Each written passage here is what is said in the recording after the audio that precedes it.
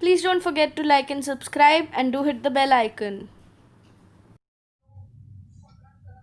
Class 10th English Worksheet number 64, date 10th of December 2020. Good morning, students. First of all, write your name here, then your class teacher's name here. Today we will read an extract from the chapter Glimpses of India, a baker from Goa, from our book First Flight, and then answer the questions that follow. आज हम अपनी first flight book के chapter 7 glimpses of India का first part a baker from Goa का जो extract है उसे पढ़ेंगे और फिर उसके नीचे जो क्वेश्चंस दे रखे हैं उनको करेंगे. Let's start. The loaves were bought by some Baskin or Bastin, the maid servant of the house. Loaves मतलब टुकड़े, किसके? ब्रेड के टुकड़े. उन्हें ख़रीदा जाता था. जो घर की मेड सर्वेंट होती थी वो उसे खरीदती थी. What we longed for were those bread bangles which we chose carefully. हमें किसका इंतज़ार होता था? longed for मतलब इंतज़ार होना. हमें किसका इंतज़ार होता था? उन ब्रेड बैंगल्स का. गोल ब्रेड होती थी, उसके साइड्स काट दिए जाते थे लोव्स के, तो वो एक बैंगल की तरह नज़र आता था. तो कहते हैं कि हमें ब्रेड बैंगल्स का इंतज़ार होता था और हम उसे बड़े केयरफुली, सावधानी से चुनते थे. Sometimes it was sweet bread और स्पेशल मेक. कई बार वो ब्रेड जो होती थी वो स्पेशल होती थी. The baker made his musical entry on the scene with the jhang jhang sound of his specially made bamboo staff. Baker जो थे वो आते थे जब, तो उनके आने की एक बड़ी ही म्यूज़िकल एंट्री होती थी. उनकी बड़ी अच्छी आवाज़ आती थी. क्या आवाज़ होती थी? Zhang Zhang. और वो उनके बैम्बू, जो उनके हाथ में जो बांस होता था, उसको वो ज़मीन पर ठोकते हुए आते थे और उसकी वजह से वो झैंग झैंग जो आवाज़ थी वो बड़ी ही म्यूज़िकल साउंड निकलती थी.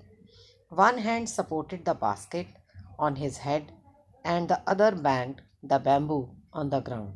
एक हाथ से वो अपनी बास्केट को पकड़ते थे जो सर पर होती थी, बास्केट माने टोकरी, और दूसरे हाथ से वो अपना बैम्बू को ग्राउंड पर बजाते हुए आते थे. He would greet the lady of the house with good morning. जो घर की लेडी होती थी वो उसे गुड मॉर्निंग कहते थे. And then place his basket on the vertical bamboo. और फिर वो अपने बास्केट को, अपनी टोकरी को उस बैम्बू के ऊपर रख देते थे. We kids would be pushed aside with a mild rebuke and the loaves would be delivered to the servant. हम बच्चों को साइड कर दिया जाता था थोड़ा गुस्सा दिखा के, लेकिन जो ब्रेड के लोव्स होते थे वो किसको डिलीवर किए जाते थे? सर्वेंट्स को. But we would not give up. लेकिन हम हार नहीं मानते थे. We would climb a bench or the parapet and peep into the basket. हम बेंच पर खड़े हो जाते थे और फिर पीप इनटू मतलब झांकते थे उस बास्केट, टोकरी के अंदर, somehow, किसी ना किसी तरीके से. I can still recall the typical fragrance of those loaves. मुझे अभी भी उन लोव्स की खुशबू जो है वो याद आती है. लोव्स मतलब ब्रेड के टुकड़ों की जो खुशबू थी उसकी अभी भी याद आती है. Loaves for the elders and the bangles for the children. Bread के टुकड़े जो होते थे वो बड़ों के लिए होते थे और जो उसके बैंगल्स होते थे वो बच्चों के लिए होते थे. Then we did not even care to brush our teeth और वॉश आवर माउथ्स प्रॉपरली. हम अपने दांतों को ब्रश करने की हमें सुध होती थी और ना ही हम अपना मुंह धोते थे. एंड वाई शुड वी, और हम ऐसा क्यों करें? Who would take the trouble of plucking the mango leaf for the toothbrush. कौन इतनी हिमाकत करता, कौन इतनी हिम्मत दिखाता, या कौन इतनी ट्रबल में पड़ता कि हम पहले वहाँ से दातुन जो है वो तोड़ कर लाएँ और फिर उसका टूथब्रश बनाकर उससे अपने दांत साफ़ करें. And why was it necessary to at all. और ये सब ज़रूरी भी क्यों था? The tiger never brushed his teeth. क्योंकि शेरों ने तो कभी मुंह नहीं धोए. Hot tea could wash and clean up every thing so nicely after all. और ब्रेड खाने के बाद हमें क्या मिलती थी? गर्म चाय. और गर्म चाय से तो वैसे ही मुंह आराम से धुल जाते थे. तो ये था हमारा आज का एक्सट्रैक्ट. अब हम इसके MCQs करेंगे. फर्स्ट क्वेश्चन देखिए.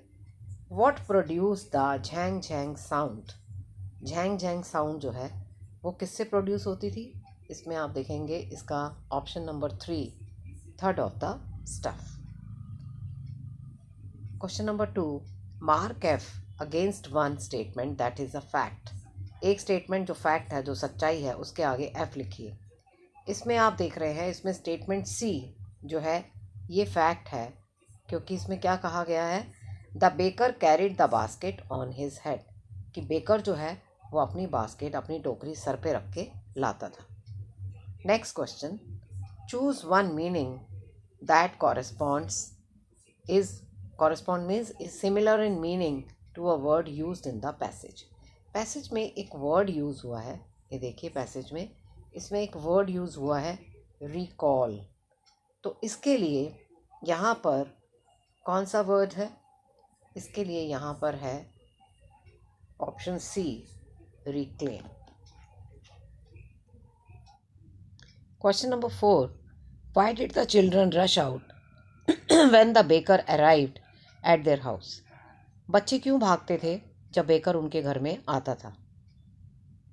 द जिंगलिंग थर्ड of the baker's bamboo would wake the children up from their sleep.